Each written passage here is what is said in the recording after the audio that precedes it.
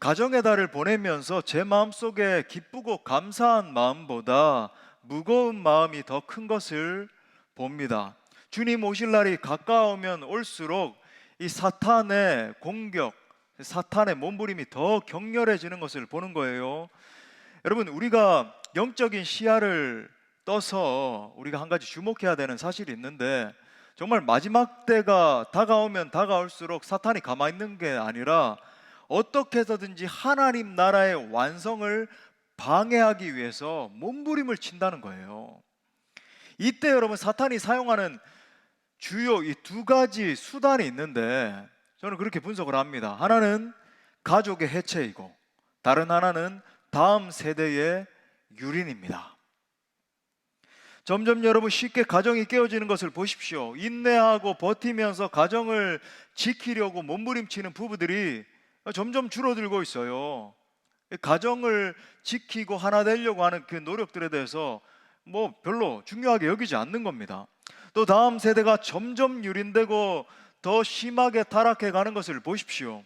다음 세대 아이들의 마음 가운데 윤리라든지 도덕적인 관념 같은 것들이 사라진 지 오래된 것 같은 그런 현상을 보는 거예요. 이 아이들이 어떤 미래에 대한 소망이라든지 비전을 품고 그걸 진취적으로 품고 이렇게 준비하면서 나아가는 그런 게 아니라 물질주의, 한탕주의 이런 것들로 가득한 걸 보게 되는 거예요. 잠깐 살다 갈 건데 펑펑 쓰고 오늘 하루 잘 살면 된다, 이런 방식으로 생각을 하고 자기들끼리도 그런 가치관을 공유하면서 그렇게 사는 겁니다. 이 시대적인 상황을 바라보면서 마치 이 시대가 죽을 병에 걸려 있는 것 같다는 생각을 하게 된 거죠. 그러면서 다시 이 죽음의 위기 상황 가운데 놓인 히스기야를 주목하게 되었습니다. 자, 본문에 히스기야 왕이 죽을 병에 걸렸어요. 하나님의 선지자 이사야가 찾아와서 히스기야를 향해서 뭐라 그러냐면, 너 이제 죽을 테니까 죽을 준비해라, 이런 경고의 말씀을 들은 상황입니다. 그때 히스기야가 괴로운 마음을 가지고 하나님 앞에 나아가서 통곡하기 시작하죠. 자, 오늘 2절부터 3절에 보니까 히스기야가 얼굴을 벽으로 향하고 여호와께 기도하여 이르되, 여호와여 구하오니 내가 주 앞에 진실과 전심으로 행하며 주의 목전에서 선하게 행한 것을 기억하옵소서 하고 히스기야가 심히 통곡했다. 자, 이 히스기야 왕이 하나님 앞에서 놀랍게 쓰임받던 왕입니다. 하나님 앞에 서 있었다라고 증언을 합니다. 바로 앞 구절을 보면 우리가 너무 잘 아는, 제가 지난 금요 성령 집회 때도 예로 들었던, 하나님 앞에 기도함으로 말미암아 아수르 군대 18만 5천 명을 하룻밤 만에 척결해버리는 엄청난 일을 행하잖아요. 기도의 능력을 지니고 있던 그런 왕 아닙니까? 그런데 그가 죽음의 상태가 자기에게 다가왔고 그걸 인식하기 시작했어요. 그리고 하나님 앞에 기도하기 시작하는데 통곡하며 기도합니다. 자, 이 구절을 묵상하는데 이 시대를 바라보는, 이 시대를 향한 저의 마음이 마치 지금 히스기야의 마음과 같다는 생각을 하게 된 거죠. 이 세대를 생각하면서 정말 통곡하면서 울고 싶은 심정입니다. 점점 소망을 잃어가는 것 같은 시대적 상황을 바라보면서 하나님이여, 하나님이여, 정말 이 시대 상황을 바라보시옵소서, 살려주옵소서, 막 울고 싶은 심정이에요. 그렇게 통곡하면서 기도할 때 하나님이 히스기야의 기도를 들으시고 응답하시죠. 그의 생명을 우리 잘 아는 것처럼 무려 15년이나 연장시켜 주셨습니다. 죽을 운명이 바뀌어서 살아나는, 생명을 얻게 되는 역사가 일어나게 된 거예요. 여러분, 이 본문 속에 이 영적 부흥에 관한 놀라운 비밀이 숨겨져 있습니다. 지금 히스기야가 죽음을 극복하고 생명을 15년이나 더 연장했다라고 하는 것은 엄청난 일 아닙니까? 그래서 이 대단한 역사가 어떻게 과연 일어났는가에 우리가 오늘 주목해 보고자 하는 거예요. 사실 여러분, 죽을 병에 걸려있는 이 세대에도 이 말씀을 그대로 우리가 적용해 볼 수 있을 것 같아요. 과연 죽을 병에 걸린 이 세대가 살 수 있는 비결이 무엇인가? 소망이 보이지 않는데, 완전히 죽어 있는 상태인데 이 세대가 살 수 있는 비결이 무엇인가 우리가 집중해 보고자 하는 겁니다. 자, 말씀 가운데 들어가기 전에 제가 이거 하나 짚고 넘어가려고 그래요. 우리가 선제적으로, 전제적으로 붙들어야 되는 하나 적용점이 있어요. 그건 뭐냐면, 우리가 이 타락한 세대를 바라볼 때, 자 보세요, 우리가 현상적으로만 바라보면 소망이 없어요. 죽어 있습니다. 어떻게 대처해야 될지 몰라요. 이제 큰일 났구나. 아마 그렇게 생각하는 사람들, 뭐 이렇게 하면 되지, 저렇게 하면 되지, 이런 정책을 펼치면 되지, 그렇게 생각을 하고 있지만 속으로는 이제 끝났다, 이렇게 생각하는 사람들이 아마 심리 속에 대부분 그렇게 자리 잡고 있을 것 같은데, 여러분 잊지 말아야 될 교회로서의 사명이 있단 말이죠.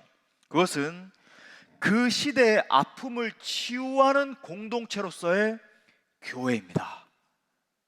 우리 한번 따라합시다. 치유 공동체로서의 교회.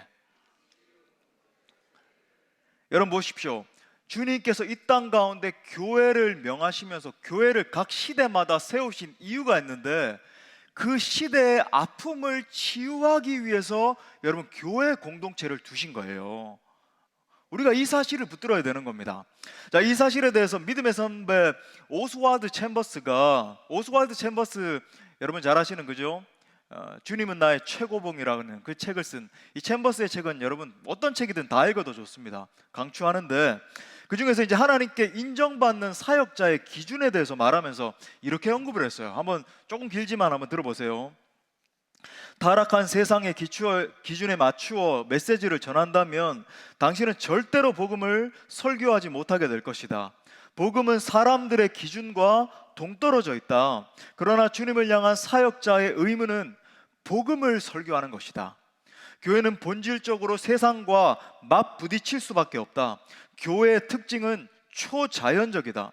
교회는 세상이 갈급해하지만 분개하는 메시지를 가지고 세상과 맞부딪혀야 한다. 왜냐하면 교회는 그리스도의 십자가를 통해 태어났기 때문이다.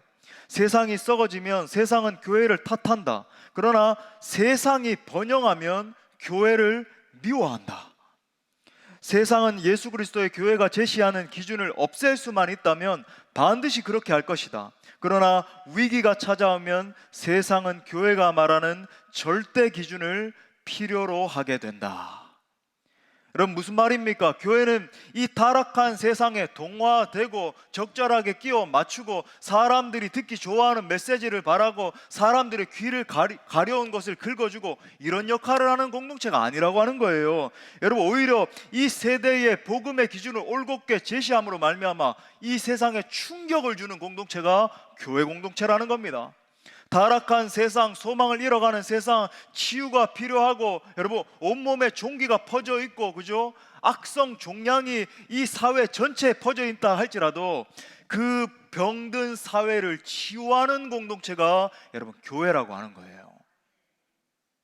제가 간절히 기도하며 소원하는 한 가지는 우리 공동체가 이 타락한 세상에 대안이 되는 공동체가 되기를 원한다는 것입니다. 이 부패한 세상에 동화되는 것이 아니라 이 세상을 치유하는 공동체로 설 수 있기를 바랍니다. 자, 그래서 말씀을 통해서 어떻게 하면은 이 타락한 세상, 병들어서 죽어 있는 이 세상을 다시 일으킬 수 있는 공동체로 우리가 설 수 있을 것인지 함께 상고하고자 하는 것입니다. 말씀 가운데 하나님의 은혜가 여러분의 모든 영혼을 강타할 수 있기를 축복합니다. 자, 크게 두 가지로 살펴보겠어요. 첫 번째는 죽을 병을 치유하는 분은 오직 하나님이십니다. 우리 따라 선포합시다. 죽을 병을 치유하는 분은 오직 하나님이십니다. 자, 오늘 핵심 구절이 이제 5절과 6절인데 우리가 집중적으로 이 5절과 6절을 보겠어요. 여러분 성경을 보면 참고로 하나님이 직접 이렇게 선지자를 통해서 믿음의 선배를 통해서 이렇게 말씀하시는 구절, 예수님이 직접 말씀하시는 구절은 우리가 더 큰 눈을 뜨고 이렇게 집중적으로 볼 필요가 있습니다. 왜? 하나님이 직접 말씀하신 거니까. 성경 전체가 하나님 말씀이지만 그렇게 말씀하신 거 바로 이 구절이에요. 자, 5절과 6절 다시 보니까 너는 가서 히스기야에게 이르기를 내 조상 다윗의 하나님 여호와께서 이같이 말씀하시기를 내가 내 기도를 들었고 내 눈물을 보았노라. 내가 내 수 안에 15년을 더하고 너와 이 성을 아수르 왕의 손에서 건져 내겠고 내가 또 이 성을 보호하리라. 아멘. 자, 보십시오. 지금 히스기야의 상태를 진단해 보세요. 우리가 이제 그냥 비껴서 이렇게 생각하는 게 아니라 정확하게 볼 필요가 있는 겁니다. 지금 히스기야 왕은 죽을 병에 걸려 있어요. 적당히 뭐 어느 정도 장기가 뭐 파열이 되었고 교통사고를 뭐 이렇게 당해가지고 어디가 부러졌고 아니면 뭐 어디 시력이 떨어져 있고 손가락을 뭐 쓸 수 없게끔 뭐 약간 이렇게 파손이 되었고 뭐 몸에 질병, 그런 정도가 아니에요. 여러분 직시합시다. 죽을 병에 걸렸어요. 적당히 아픈 게 아닙니다. 생명이 위중하게 된 거예요. 여러분 이것은 정확하게 이 세대의 영적 사망 상태에 놓여 있는 이 세대의 사람들의 상황을 보여주는 겁니다. 이 시대를 살아가는 사람들에 대해서 한번 생각해 보십시오. 열심히 뭐 일도 하고 자식도 키우고 공부도 열심히 하고 그러면서 다 살아가요. 그런데 여러분 그들의 영혼을 조금만 더 유심히 관찰해 보면 모두가 심각한 영적 기근 상태에 놓여서 신음하고 있다는 것을 우리가 관찰할 수 있어요. 제가 특별히 가정의 달에 그죠? 이 말씀을 선포하는 이유가 있죠. 우리가 가정의 달을 맞아서 가족들을 뭐 사랑합시다, 뭐 부모 공경 이야기도 하고 어린이들 뭐 사랑하자. 근데 여러분 이게 표에 그쳐져 있지. 이 시대의 가정들, 자녀들, 부모님들을 향한 마음 완전히 유린되어 있습니다. 여러분 한마디로 삶 가운데 행복이 없어요. 믿는 자들 자 가운데도 극소수를 제외하고는 행복하지 않습니다. 예배에 나오고 있지만은 진정한 행복을 누리지 못하고 있어요. 겨우겨우 버티고 있는 거죠. 가정들에도 기쁨이 사라졌습니다. 절망과 탄식이 그들을 지배하고 있고 삶을 그저 사니까 사는, 겨우겨우 영위하고 있는 것들을 보게 되는 거죠. 정말 안타까운 사실이 있습니다. 지난해 우리나라 1030 세대, 이 무슨 말인지 알죠? 10대부터 30대까지 젊은이들을 말하는 거죠. 1030 세대의 사망 원인 1위가 뭔지 아십니까? 자살입니다. 자살이에요. 물론 40대와 50대 사망 원인도 2위가 자살이에요. 물론 이제 나이가 이제 든 세대다 보니까 1위는 암이더라고요. 2위가 이제 자살인데, 여러분 1030 세대 자살, 이 사망 원인 1위가 자살이에요. 인구 10만 명당 자살률이, 우리나라 자살률이 25.7%인데 1030 세대로 넘어가면 이게 더 커집니다. 30%가 넘어요. 30명이 넘습니다. 근데 OECD 평균은 여러분 10.9명이에요. 약 OECD 평균의 2.1배나 되는 그런 사망률인 거예요.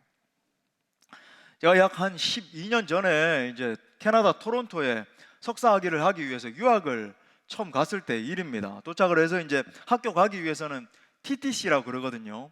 그래서 이제 그 버스를 타고 한참을 가서 이제 또 지하철로 갈아타서 이렇게 학교까지 가야 되는데, 제가 처음 이렇게 지하철역에 디뎠던 그 순간을 잊을 수가 없어요. 왜냐하면은 한 가지 문구가 제 눈앞에 굉장히 각인이 됐거든요. 지하철 곳곳에 어떤 문구가 붙어 있냐면,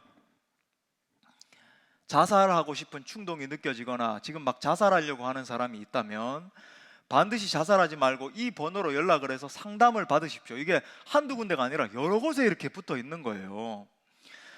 실제로 여러분 캐나다도 선진국이다 보니까 이렇게 선진국 특성상 마약 중독자들이 많아요. 여러분 아시죠? 종종 이렇게 보면 미국에도 보면 좀비들이 많이 걸어 다닙니다. 길거리에 마약에 완전히 취해가지고 좀비처럼 이렇게 해서 막 걸어 다니는 사람들도 많고, 캐나다도 그렇거든요. 그리고 자살자도 굉장히 많아요. 마약에 취해 있고 술에 취해 있고 마리화나가 합법화되어 있거든요. 길거리에서 마리화나를 그냥 살 수 있습니다. 위드라고 하는 그 마리화나.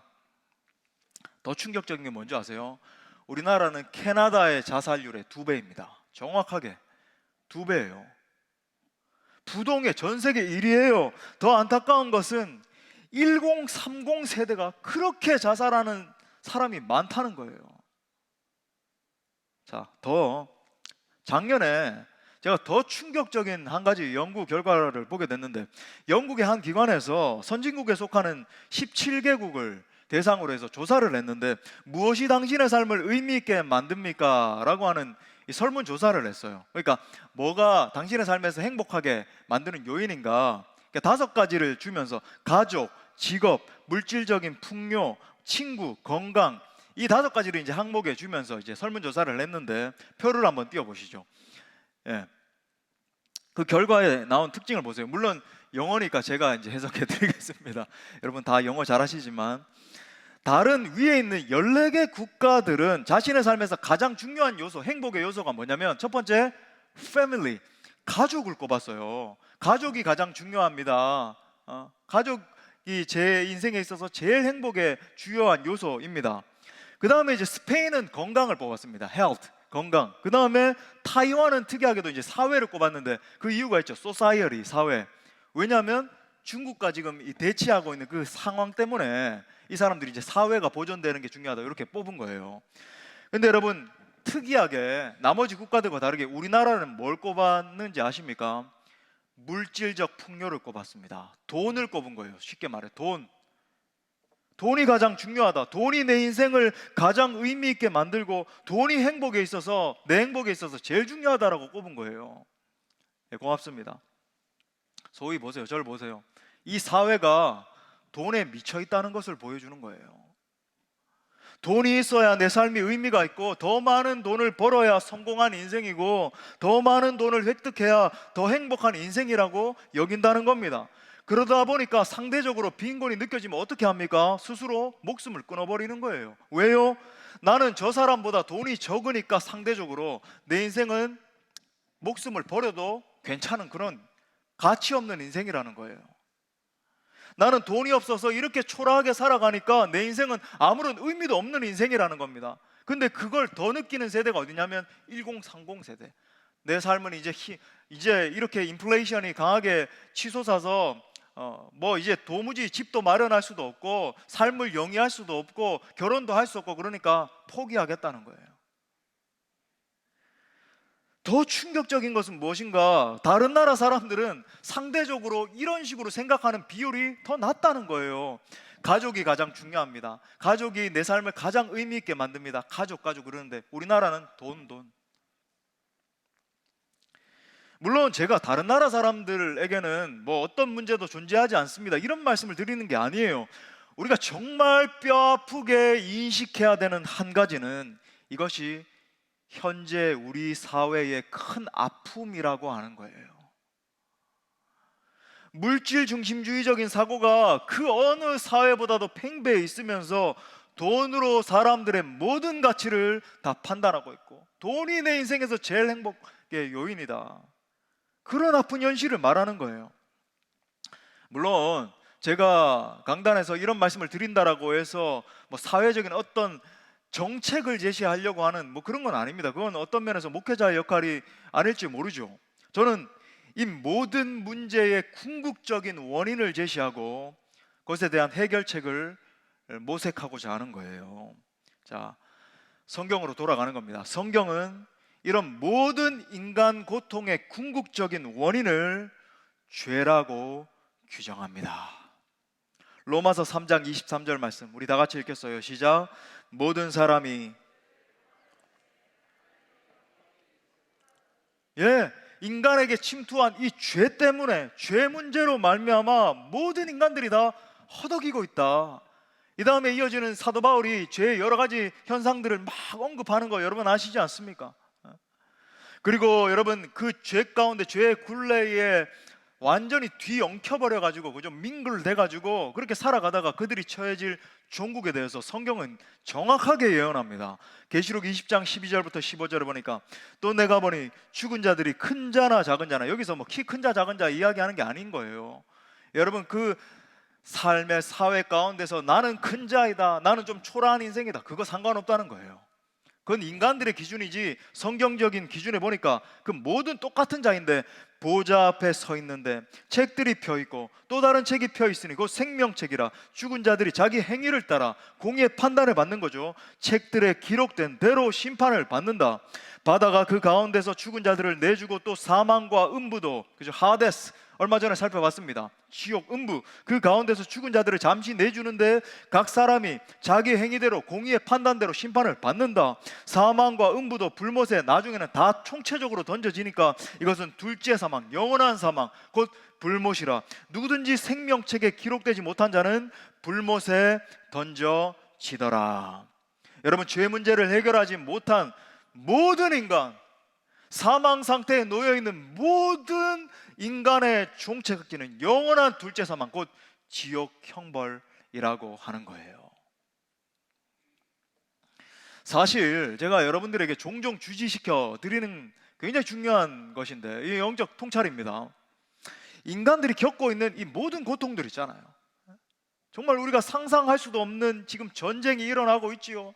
수백만 명이 유린당하고 있고 죽음을 경험하고 있고 기근이 일어납니다. 역사 가운데 히틀러 같은 자들, 저 북한의 3대 부자 같은 자들, 뭐 이런 사람 저런 악인들이 일어나서, 푸틴 같은 자들이 일어나서 수많은 사람들을 학살을 하지를 않나. 살육이 일어나고, 또 지금 인간 이 탐욕의 결과로 환경오염이 일어나는 건 아닙니까? 환경오염 때문에 수많은 다음 세대에 무슨 소망이 없어요. 공기가, 여러분 이게 사람 사는 곳입니까? 우리가 그냥 버티면서 있으니까 망정이지. 그러지요. 각종 범죄들은, 극악한 범죄들은 상상을 초월할 정도로 보험금을 더 많이 타내기 위해서 사람을 죽일 궁리를 하질 않나. 낄낄대고 웃고 있고 사람이 죽는데. 여러분, 이 모든 것들이 사실은 사망의 증상들이에요. 사망의 증상들입니다. 무슨 말인가 여러분, 우리가 코로나 바이러스에 감염이 되면, 여기도 이제 겪은 분들 많이 계시죠. 감염이 되면 기침이 나고 콧물이 나고 인후통에 발열이 나고, 이게 사실은 사망을 주는 바이러스가 우리 가운데 침투해 들어와서 하나의 증상으로 나타나는 거잖아요. 이게 악화되면 죽는 거예요. 지금도 하루에 몇십 명씩, 몇백 명씩 죽고 있잖아요. 우리 한국에만도. 즉 여러분, 이 시대 상황을 바라볼 때 정말 악한 세대야, 정말 말세야, 그럴 게 아니라는 거예요. 얼마나 심각한가. 공중권세 잡은 자가 사망을 가지고 왔는데 지금 이 시대 가운데 사망의 증상들이 바이러스와 같이 퍼져나가고 있는 겁니다. 슬픔과 좌절, 고통, 낭망을 가져다 주고 있는 거죠. 여러분, 영적인 눈을 뜨고 영혼들을 한번 바라보십시오. 우리가 행축을 준비하고 있는데 이게 그냥 뭐 전도축제 합시다 이런 게 아니잖아요. 우리가 작정한 그 영혼들, 우리가 날마다 조우하고 있는 그 사람들을 한번 영혼을 살펴보라고요. 에스겔서 37장 1절부터 2절에 보니까 그 영혼들의 상태에 대해서 이렇게 말합니다. 여호와께서 권능으로 내게 임재하시고 그의 영으로 나를 데리고 가서 골짜기 가운데 두셨는데, 뭐라 그래요? 거기 뼈가 가득하더라. 나를 그 뼈 사방으로 지나가게 하시기로 본즉 그 골짜기 지면에 뼈가 힘이 많고 아주 바싹 말랐더라. 이것이 바로 여러분이 날마다 조우하고 있는 영혼들의 영적 상태예요.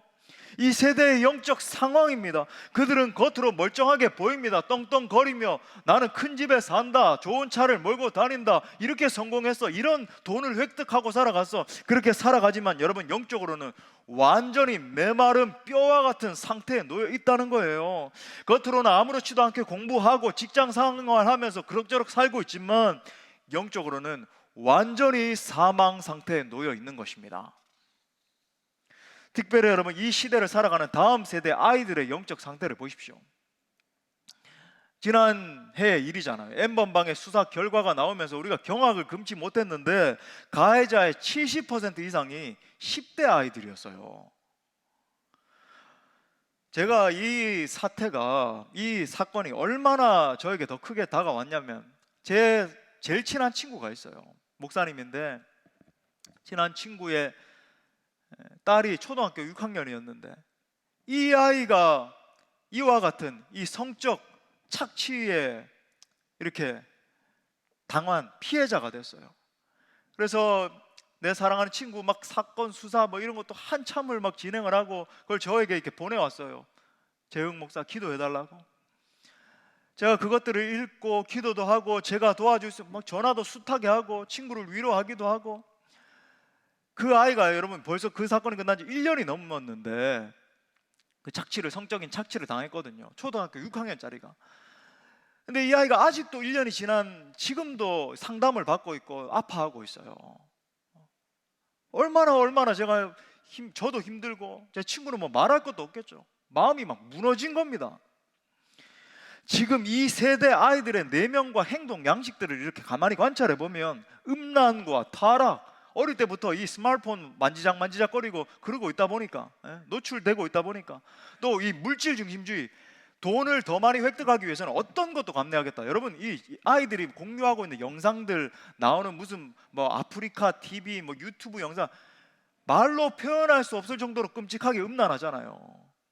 또 한탕주의, 욜로가 여러분 이 아이들의 정신 사고 가운데 박혀 있는 건 아닙니까? 욜로 많이 들어보시죠. You only live once. 그래서 한 번 사는 인생 뭐 다 쓰고 하루 살 것처럼 그냥 그렇게 막 살자, 이런 것 아닙니까? 이런 세계관이 아이들 가운데 가득해요. 또 지금 세대를 보니까 이 동성애와 트랜스젠더리즘, 트랜스젠더끼리 결혼하는 기사가 여러분 하루에 한 건씩 나오는 것 같아요. 이건 뭐 기자들과 뭐 결탁이 됐는지 뭔지 전략적으로 그렇게 내보내는지 모르겠지만, 트랜스젠더와 결혼을 했다 사진 찍어서 올리고, 저는 뭐 하는지 모르겠어요 지금. 또 이것도 언급해야 될 것 같은데, 여러분들이, 우리 젊은 부모님들이 가치관을 잘 알아야 되니까, 오모 박사님 있잖아요. 심리학 뭐 박사 유명한, 지금 제가 실명 거론 안 하겠습니다. 부정적인 그런 예를 들기 때문에.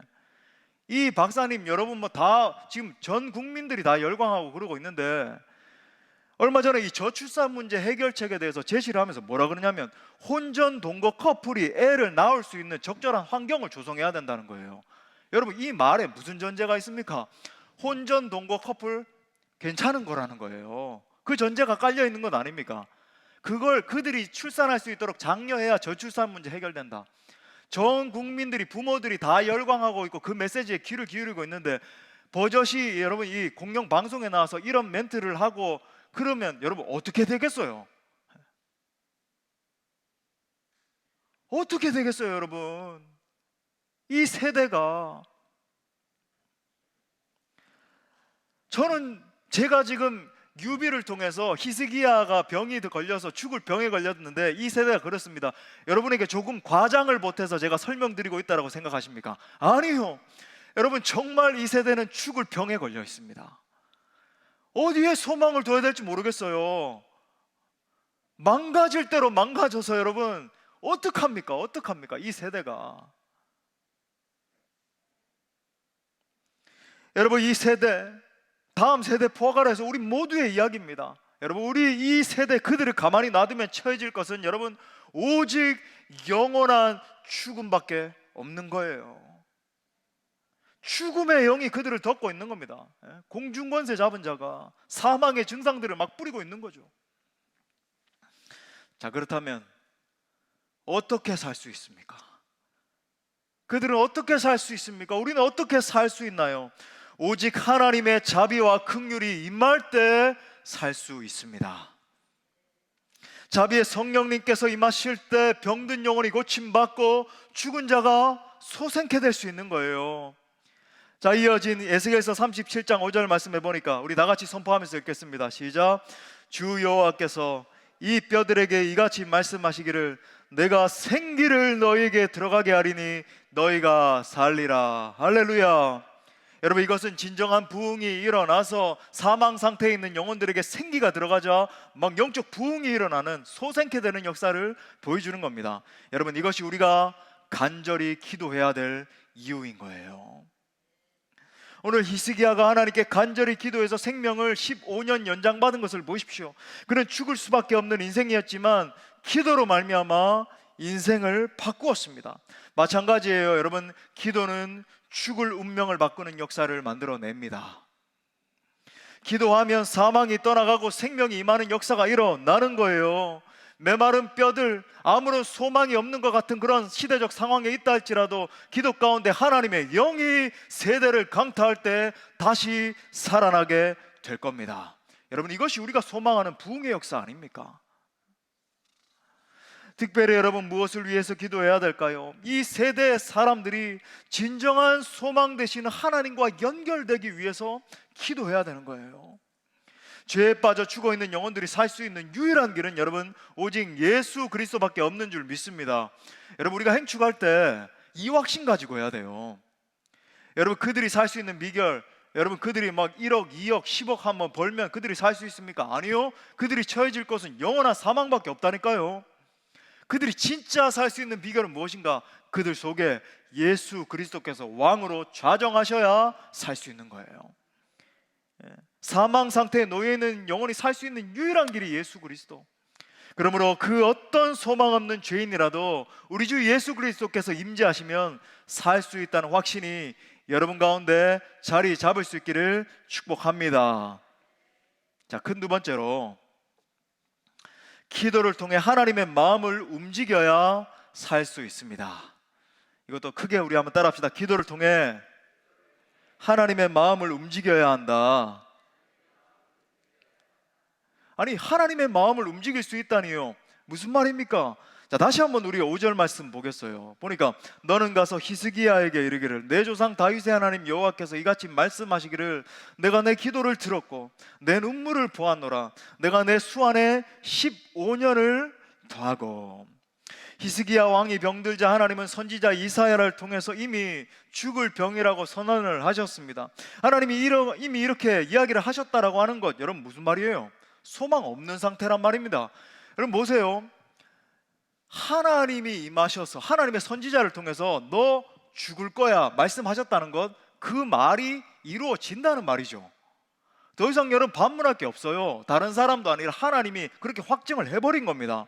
그런데 오늘 본문에 보니까 영적 역전 현상이 일어나는 거예요.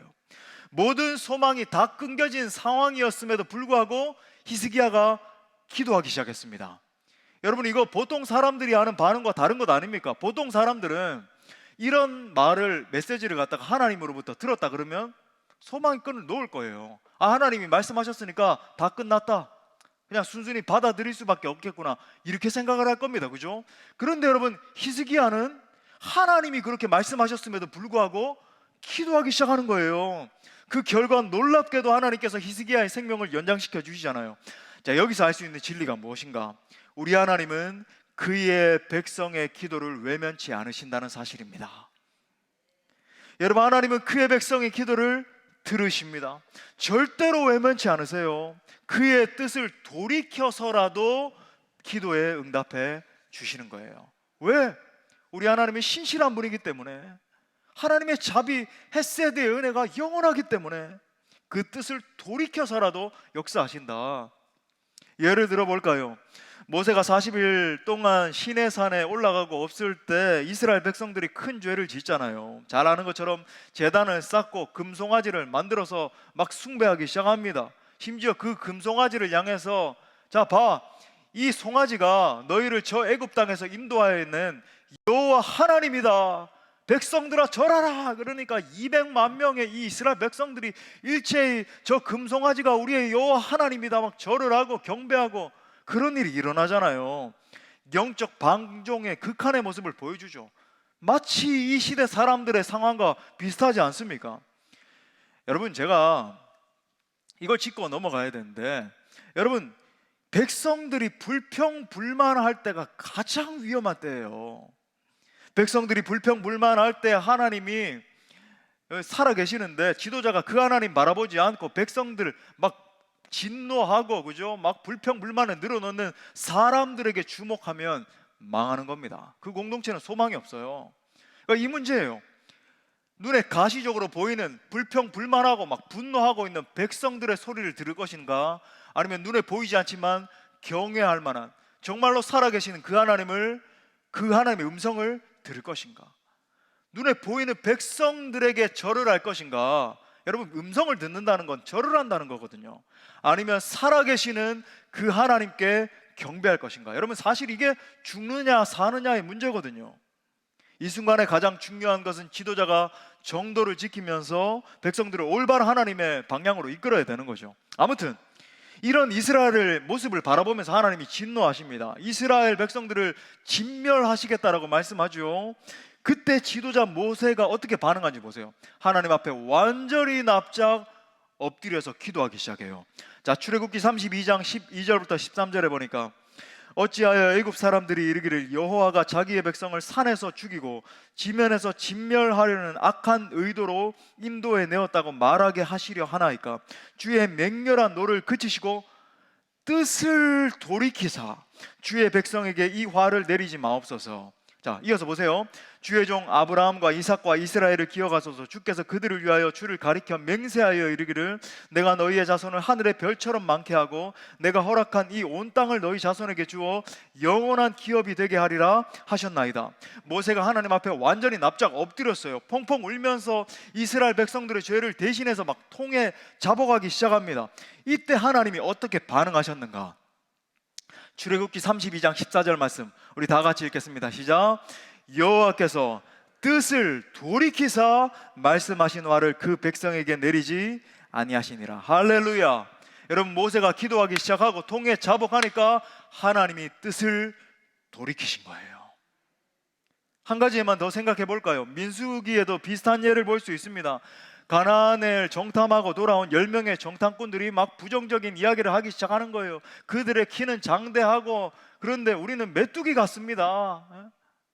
우리 죽게 됐습니다. 그 보고를 듣고 백성들이 밤새도록 불평불만을 늘어놓고 하나님을 원망하고 심지어 지도자 모세를 돌을 들어서 찍어 죽이려고 그러는 거예요. 당신이 우리를 갖다가 애굽 땅에서 인도해내서 이 지경 만들었다고, 당신 때문이라고 지도자를 원망하는 겁니다. 그걸 보신 하나님이 너무너무 가슴이 아프셔서 이 백성들을 내가 가만히 두면 안 되겠다, 내가 전염병을 보내서 저들을 치겠다라고 명령하세요. 여러분, 우리가 이걸 알아야 돼요. 우리 하나님 정말 사랑의 하나님이시지만 잊지 말아야 될 사실, 공의의 하나님이시라는 것. 하나님 만호를 여기면 여러분 이 진노를 당하는 거예요. 망하기 십상입니다. 아무튼 백성들이 부정적인 이야기에 완전히 휩싸여 가지고 그런 부적절한 반응을 내보일 때 또 지도자 모세가 하나님 앞에 엎드리죠. 민수기 14장 19절부터 20절에 보니까 아버지 구하옵나니 주의 인자의 광대하심을 따라 이 백성의 죄를 사하시되 애굽에서부터 지금까지 이 백성을 사하신 것 같이 사하시옵소서. 여호와께서 이르시되 내가 내 말대로 사하노라. 모세의 기도를 들으신 하나님이 그 백성의 죄를 사해 주시잖아요. 사랑하는 여러분, 간절한 중보기도는 하나님의 마음을 움직입니다. 많은 사람들이 이야기해요. 이 시대를 치유하고 다음 세대를 세울 수 있는 비결은 정치입니다. 내가 지지하는 그 정당의 지도자가 세워져야지만 치유될 수 있습니다. 여러분, 2000년 역사를 보십시오. 그게 여러분 말도 안 되는 이야기라고 하는 거 이미 다 증명됐잖아요. 얼마나 더 증명돼야 되냐. 인간 지도자가 여러분 하나님의 공의를 이 땅 가운데 끌어올 수 없다니까요. 교육 체제의 정비입니다. 물론 그런 것들도 필요하지요. 뭐 지혜를 고안해야 되지만 여러분, 인간이 고안해낸 이 지혜라고 하는 교육 체제들을 보십시오. 우리 아이들이 여러분 그 교육 체제에서 서울대 가고 하버드 대학 졸업하고 그 사람들이 이 시대를 변혁시키고 정의를 구현했나요? 더 부패하면 더 부패했지. 경제정책의 올바른 시행입니다. 문화를 더 융성시켜서 문화가 이렇게 강성해져야 됩니다. 물론 일견 그것도 필요합니다만 제가 필요 없다는 게 아니라 근본적인 해결책은 아니라고 하는 거예요. 여러분, 이 세대, 이 죽어있는 세대에 대한 근본적인 해결책은 오직 여호와 하나님이신 줄 믿습니다. 왜냐하면 영적 문제가 해결돼야 되는 거예요. 여러분, 영적 근본적인 문제가 해결되지 않고 겉껍데기만 계속 바꾸면 무슨 소용이 있겠냐고요. 영적 문제가 해결돼야 나머지 것들도 자연스럽게 다 해결되는 거예요. 그렇기 때문에 여러분, 우리는 간절히 기도해야 됩니다. 하늘의 하나님께서 이 세대 가운데 임하시도록. 우리는 알지 못해요. 어떤 방법으로 하나님이 치유하시고 역사하실지 알지 못하지만 하늘의 하나님이요, 전능자 아버지요, 주님은 공의로우시고 주님은 자비로우시고 주님은 정의의 하나님이시오니 주님이 임하셔서 치료하여 주옵소서. 우리가 기도함으로 하나님의 마음을 움직이면 그 전능하신 주님께서 이 시대와 상황과 모든 세대를 바꾸어 주실 줄 믿습니다. 전쟁 종결도 코로나 종결도 다 특별히 기도를 하되 어떤 자세로 기도를 해야 될까? 다시 5절 중반에 보니까 내가 내 기도를 들었고 뭐라 그럽니까? 내 눈물을 보았다. 눈물을 봤다. 눈물로 기도해야 돼요. 하나님께서 히스기야의 눈물의 기도를 보시고 직접 문제를 고치시지 않습니까? 여러분, 여기서 우리가 중요하게 생각해야 되는 한 가지가 있는데, 기도라고 하는 건 어떤 의사 전달이 아니라고 하는 거예요. 우리가 착각하지 말아야 될 것, 내가 더 수려한 언어를 동원해서 기도하면 하나님이 더 잘 들으시겠지. 물론 여러분, 기도의 내용도 중요합니다. 내용을 무시해서는 안 돼요. 우리 주님도 주 기도문을 가르쳐 주신 이유 중에 하나가 하나님의 나라가, 하나님의 그 뜻이 우리의 삶 가운데 구현되는 것, 하나님의 통치를 말하는 거죠. 그죠? 그 기도의 내용을 가르쳐 주셨어요. 내용도 중요한데, 제가 지금 강조하고자 하는 것, 이 본문에서 우리가 볼 수 있는 건 뭐냐면 절박함의 기도이죠. 간절한 기도이죠. 타는 듯한 목마름의 기도이죠. 지금 히스기야의 모습을 보세요. 마음이 다 무너져 버렸습니다. 모든 소망이 다 끊어져서 하나님 앞에 완전 주저앉아 버린 거예요. 여러분, 우리가 너무 기가 막힌 일을 당하면 주저앉아 버리잖아요. 뭐 어떻게 해야 될지 모르고 다리가 힘이 다 풀려서 주저앉았습니다. 말 그대로 죽을 것 같은 고통의 상황 속에서 정신이 반쯤 나간 상태예요. 이때 히스기야가 하나님 앞에 펑펑 울기 시작했어요. 3절 하반절에 보니까 히스기야가 심히 통곡했다. 견딜 수 없는 고통, anguish, 그죠? deep pain, 깊은 고통 가운데 막 절박한 마음으로 하나님 앞에 통곡한 거예요. 그래서 어떻게 됐습니까? 하나님이 그의 눈물을 보신 거예요. 그의 간절한 마음을 보신 겁니다. 여러분, 우리가 정말 신앙생활을 하는 가운데 잃어버리지 말아야 되는 한 가지 믿음, 하나님은 우리의 절박한 마음을 주목해 보신다는 겁니다. 의에 줄이고 목마른 자를 보시는 거예요. 그 마음을 만지시는 겁니다. 알지 못해요. 우리의 가정이 이런 상황 가운데 놓여 있습니다. 여러분, 남편과 아내의 관계도 마찬가지예요. 저는 저희 남편과 아내와 이런 관계 가운데 놓여 있습니다.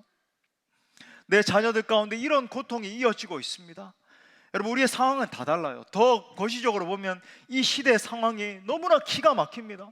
하나님을 대적하는 가치가 방송에서 버젓이 이야기하고 전 국민이 열광하는 사람이 나와가지고 한다는 이야기가 성적인 문란함에 대해서 당연한 듯이 이야기를 하고, 아버지요, 우리가 어디다 소망을 둬야 될지 모르겠습니다. 그런 상황일지 몰라도 여러분, 우리가 눈물로 아버지께 기도하며 하나님이 비상하게 개입하실 줄 믿습니다. 여러분, 우리 하나님은 소망의 하나님이세요. 하나님 우리를 사랑하십니다. 우리를 향한 놀라운 계획을 가지고 계십니다. 그 주님은 능력의 하나님이세요. 전능자이신 거예요. 우리와 함께 계신 그 주님이 우리 가운데 역사하실 것입니다. 말씀의 결론을 맺겠어요. 성경에 보면 우리 예수님도 자주자주 눈물과 통곡으로 기도하신 걸 보게 되잖아요. 히브리서 5장 7절, 그는 육체에 계실 때에 자기를 죽음에서 능히 구원하실 이에게 심한 통곡과 눈물로 간구와 소원을 올렸고 그의 경건하심으로 말미암아 들으심을 얻었느니라. 여러분, 우린 예수님의 기도를 배워야죠. 예수님의 기도에는 늘 세 가지가 흐르고 있지 않아요. 땀이 흐르고 눈물이 흐르고 피가 흐르고 있습니다. 겟세마네 동산에서 기도하실 때 얼마나 전심전력으로 기도하셨는지 땀방울이 변해서 핏방울로 변하는, 제가 자주 강조하는 것 중에 하나가 부르짖는 기도 아닙니까? 근데 제가 부르짖어 기도한다라고 하는 것, 물론 뭐 기도를 더 잘하기 위해서 뭐 발성 연습도 하고 뭐 그런 것도 필요할 수 있겠죠. 근데 단순히 그냥 목소리만 높이는 기도를 말하는 게 아니라 마음을 찢자는 거예요. 여러분, 우리가 왜 부르짖어 기도하지 않는가? 왜 고상한 척하면서 나는 고상하기 때문에, 아니요. 여러분, 우리가 정말 이 시대 상황을 바라보고 있다면, 내 가정 가운데 닥쳐진 이 엄청난 고통, 슬픔을 보고 있다면, 내 삶을 짓누르고 있는 이 아픔을 내가 인식하고 있다면 부르짖지 않고는 견딜 수 없는 거죠. 어떻게 여러분 우리가 울지 않을 수 있겠습니까? 사랑하는 여러분, 우리 공동체의 기도가 더 강력해져야 합니다. 하늘을 뚫고 기도가 올라가야 돼요. 그래서 사탄이 번개와 같이 땅으로 떨어지는 것을 봐야 되는 겁니다. 능력의 기도, 권능의 기도, 눈물의 기도, 절박함의 기도가 회복돼야 될 줄 믿습니다. 여러분, 우리가 통곡하며 이 세대를 놓고 기도합시다.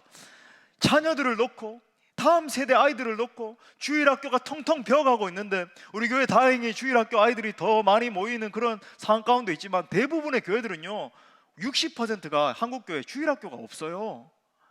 어른들만 예배드리고 있다 그러잖아요. 이 상황을 놓고 가슴을 치면서 아버지 어떻게 됐습니까? 부흥주의에 빠져서는 안 돼요. 여러분, 참고로 말씀드리면 많은 부흥주의 운동들, 이렇게 하면 부흥이 된다 뭐 이렇게 집회하고, 그게 아니라 아버지여, 우리의 마음을 찢으면서 히스기야처럼 주저앉아서 주여 우리를 살려 주옵소서, 생기를 보내 주옵소서, 메마른 뼈들이 살아나게 하여 주옵소서 기도하면 건져 주시는 거예요. 우리 마지막으로 하나님의 마음으로 제가 사랑하는 구절 역대하 16장 9절 상반절 우리 다 같이 선포하면서 읽겠습니다. 시작. 여호와의 눈은 온 땅을 두루 감찰하사 전심으로 자기에게 향하는 자들을 위하여 능력을 베푸시나니. 아멘. 정말 말씀과 같이 우리가 전심을 다해서 주님을 찾으며 눈물로 기도하며 나아갈 때 하나님이 이 세대를 건져주시기를 간절히 축원합니다. 우리 말씀을 주신 하나님께 영광의 박수 올려드리겠습니다. 우리 다 같이 일어나서 하나님의 마음으로 우리 찬양하고 기도합시다.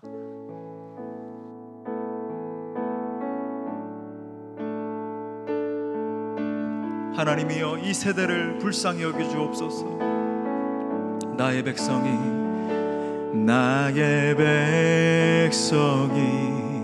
다 겸비하여 내게 기도하면 나의 얼굴을 구하여서 그 악한 길 떠나면 하나님 약속하십니다. 하늘에서 듣고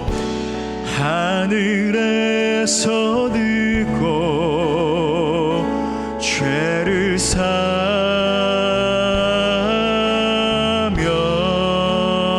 그들의 땅을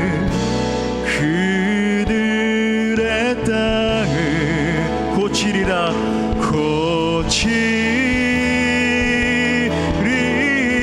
아멘. 중보기도 하는 마음으로 아버지여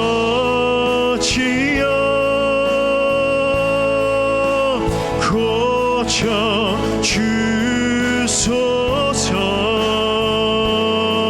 이 나라 주의 것 되게 하소서.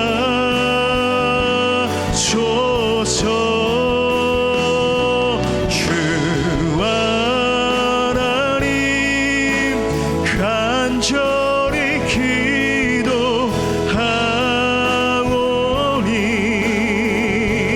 상한 이 땅 새롭게 하소서.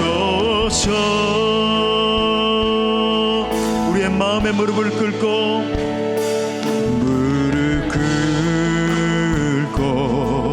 다 겸비하여 주께 기도하리. 주의 얼굴을 구하기 원해요. 주의 얼굴을 구하여서 그 악한 길 떠나. 우리에게 필요한 것 주님의 자비입니다. 주님의 자비로 죄를 사하며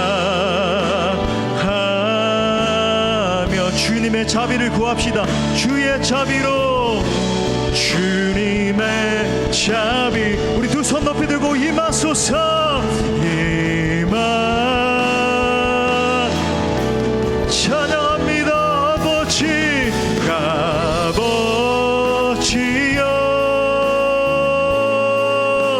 고쳐 주소서. 이 세대를 향하여 이 세대 주의 것 되게 하소서. 주 하나님 간절히 기도하오니 주님이 상한 세대를 보시옵소서. 상한 이 땅 새롭게 우리 다시 한번 하나님의 마음으로 기도하는 마음으로 아버지여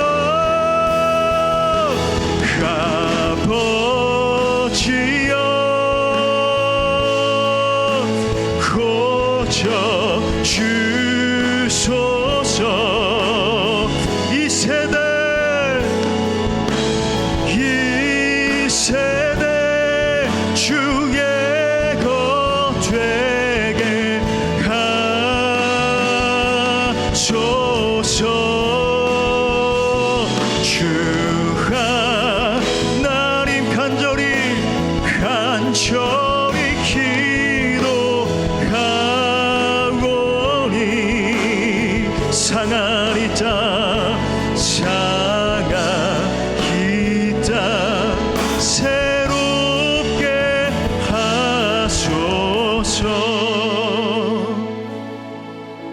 황폐한 이 세대와 이 세대의 자녀들과 이 세대의 가정들을 위해서 기도합시다.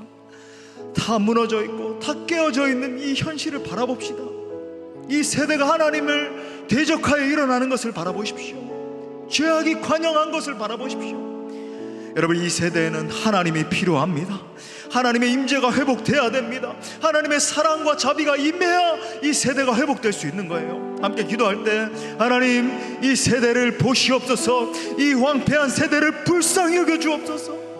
하나님을 떠나 유린되고 방황하고 있는 이 세대의 가족과 자녀들을 보시옵소서. 또한 기도할 때, 하나님, 주님만이 우리의 소망이시오니 하나님, 우리 공동체를 붙잡으셔서 이 세대를 치유하는 그 일을 위해서 써주시옵소서. 권능을 부어주옵소서. 우리 두 손을 높이 들고 하나님 임해 달라고 간절히 기도합시다.